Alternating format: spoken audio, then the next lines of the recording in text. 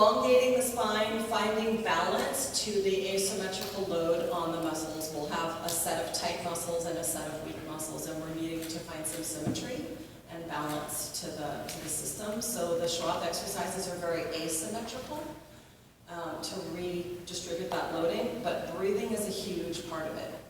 If I get people coming to me that have been doing Schroth but didn't do the daily living stuff and didn't do the breathing stuff, I'm like, what are you doing? We have to start over. Breathing is what she intended, Katharina Schroth, the correction to happen from internal. It's like you have control of reshaping your curve from inside your body with breathing. So it's a big inhale through your nose, and you would breathe into the concavities of your curvature. Let's just try it if you haven't already tried it. So if we visualize that you have a concave thoracic curvature that maybe your kid has, that you would take a big deep breath through your nose and expand that side away from the curve. It takes a while to learn it because your brain wants to breathe into the convexity because it's easier. It takes some mental gymnastics, but then it becomes easy. And if your kid is in a brace, most likely you'll notice the brace has a hole in it or a bubble. That's where they're supposed to be breathing. So put your hand in there and have them breathe into your hand until you can feel them filling up that space. That's a really great way to kind of teach it if they haven't been taught that already. So breathing is magnificent. For me, it's the #1 way that my pain goes from a 7 to a 2. When I shift and do my ADL and I breathe, my pain comes right down, better than even the exercises do. So breathing is huge. Elongation, asymmetrical work, and breathing. So ADLs in a nutshell, I think we pretty much covered it. I don't know how long that even took me, but it feels like it took 5 seconds. Sitting, standing, and sleeping. A little bit of Schroth. Any questions on any of that? Yes, sir. What about, I get this question a lot from my patients, what about weightlifting?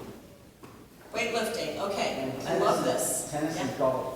Because I'm like, yes, you need to load the bones and load the muscle. It's good for you. You need, and all of that. But I like to get them through a few sessions of Schroth first. I'm like, okay, that's great. You're going to keep weightlifting, but you need to learn your inventory then. That you would elongate first, that you would shift away from your curve, so you're getting ready to load the correct side. Take your inhale where you need to do your inhale, and then bear the load. And if they can sort of relearn how to do that before they do anything, they're going to be a million times better off than they were. If they're doing crazy, like overhead, really heavy stuff, I'm not in love with that until they're really good at their Schroth. But I teach them how to do a little, I call it inventory, to kind of prepare to preload. Does that make sense? Yeah. Anything else? Really? Yes. Oh, we have 2 striped shirts, so I can't say which one. You were talking about backpacks. Yes. So our 10-year-old, she's very low, right? Thoracic curve. Where should she be? I would love to see her, right? Because if I have 2 symmetrical curves, like they're the same basic size and magnitude and all that good stuff, that I would load the left side. Well, I shouldn't say left because I don't know. If she has a right thoracic that's symmetrical to the left lumbar, I would have her load the left side so she's not dominating. But if they have a large lumbar curve, I don't want to load that. So I'm going to kind of do triage and be like, well, where's the bigger curve and where's the most important part? People tend to, I don't have a heavy purse here, but they'll put a heavy purse on them and they'll say, well, that's pushing my high shoulder down. It doesn't work like that. You would lift to meet the challenge of whatever is on your shoulder, but you have to lift to meet the challenge. So if I had a purse on my left side and that was my concave side, I would like that person or child to lift and hold it up so that I'm working that weak side. Does that make sense? But it's better to be a symmetrical backpack and bring the straps really high. That's the best option. Yep. Or even backwards. Because if they're flat backed, it's going to pull it back like that, and if they wear it backwards, the load will be more in the front. If they're a flat back person, they're better off having the backpack in the front. Yeah, if they can. Anybody ever tried that? I mean, you carried your babies in the front, didn't you? Once upon a time. Yeah, it's an absolute option. Yeah, and you had a question also? What do you think about cracking? I have a Cracking? yeah, like You mean when I do it, or when you do it to yourself? like positive or negative? Like I have a kid who's like, this is not gonna make me crack I mean, I cringe, but Yeah, it is cringe. It is cringy. what? I mean, I'm a chiropractor. I crack things all day, right? Dissuade them from doing it. Dissuade them because they're uncomfortable, right? So they're trying to crack something to get out of that discomfort. But usually, I don't care if it's a kid or scoliosis or anybody that has that, they're trying to crack that discomfort. All you're going to do is move the mobile segments and make them more and more unstable, and the stuck ones are still just stuck. So I think that person should be adjusted regularly until they feel more stable. For me, inversion is amazing when I feel like that feeling where I'm stuck and I want to be cracked. Inversion tables are, have you guys ever tried that? You don't like it? I love it. Most people get on that table and they go like this though, and I'm like, no, this is a better, more comfortable angle. But for me, it's heaven. It makes my back feel Our amazing. strong PT suggested hanging. I mean, I hang everybody on the stall bars or a chin-up bar or a pull-up bar or anything, but some people, they have hand issues and they can't, or they don't have the grip strength, or their shoulders are not up for it, and you have to, like, then what do you do? So we have to find workarounds, and inversion's great. It's a great alternative, unless you have a contraindication, like a long list of medical issues that you should look into first. Yes, ma'am?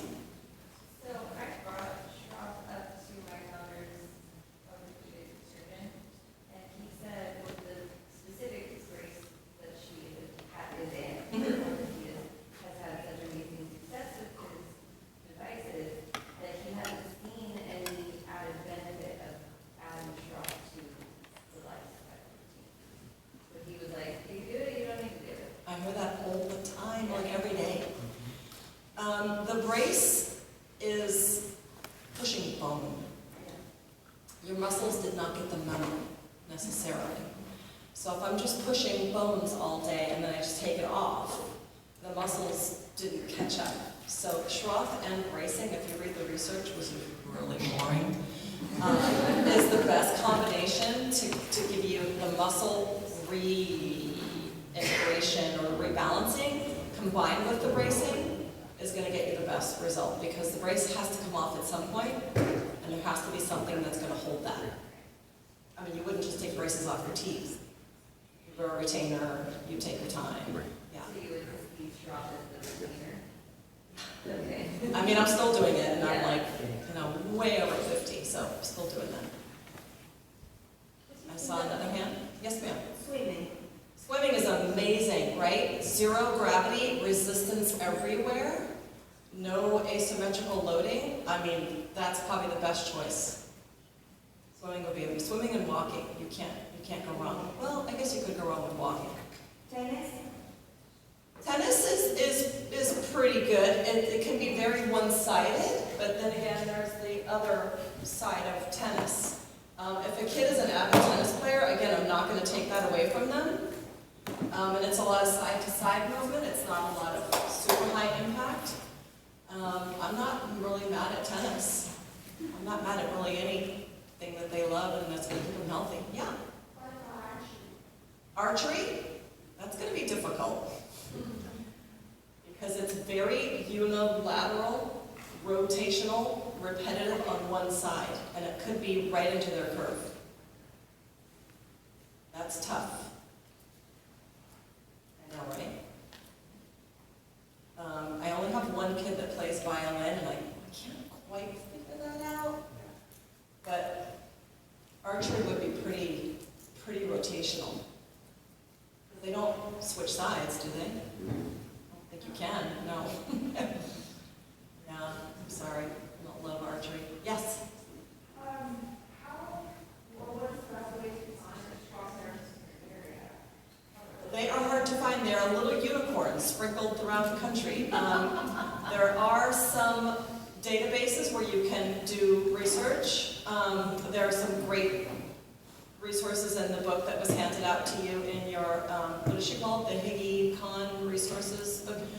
There are at least 2, I think, she has in there where you can find a Schroth therapist. But kind of like with what Christian said about bracing, with Schroth therapy, you want to find somebody that's doing that as their main gig, and not like, I dabble in it, I have a couple clients. That's not really going to make you super comfortable. You want somebody that's doing that for a while and as their main focus of work, if you could possibly, right? If you could find that person. They're hard to find. There are more coming. Dr. Marco's doing another certification soon, but we need to have COVID slowed us down. But they're coming. We're not as good as Europe or Asia, but we're getting there. Yes, ma'am? How often do you typically see patients? How often do I see them? Like at like one person? Yeah. I'm like more Marco. I don't do groups. I only do privates unless they're like in the same family. I'll do a group. I like to see them twice a week. But if it's not possible and they're doing their homework, we can get by with once. Or I'll even do virtual. It's better than nothing. I was thinking like if you can't find someone in your area, like, you know, you travel or, you know. how- Right. It would be worth it for you to travel to somebody good and at least keep up virtually than to not do it at all. That's, Yeah, I think that question is easy on our hair, so in Florida, in Boston, so we travel, again, so initially, like our initial studies 4.5 years ago, were about the intensive fish shop, and then as a college, because we always, usually go on a shop, and so that's included in our college weekends.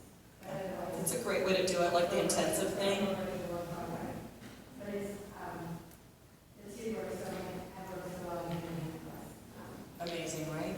I think what more Marco does, which I've learned from him, is that you have to give your patient a content-rich, like, homework.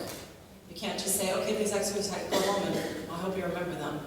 They have to be photographed, videoed, written down, and like, they're so intricate. They have to be very well explained. So if you go to a therapist for an intensive, make sure you walk away with a booklet of something. I mean, yeah, otherwise you get home and you don't know what you were doing, right? Yeah. Yeah. You come home with a binder of and so you come home with a binder of photos, digital literature, you come home with recordings of that. That's like critical. And they're explaining the exercise and explaining why you're doing the exercise. Because a lot, like that first day, that person has It's overwhelming. there's so much information, and he's got there's a lot of mechanics, and there's just a lot that you have to fill out with a child, because as we spoke about with the lecture, they're in their, my child was like 9.5 in sports bra, and the leggings, but that very much feeling like everything's going on what's wrong with the body. And the messages on that are very hard.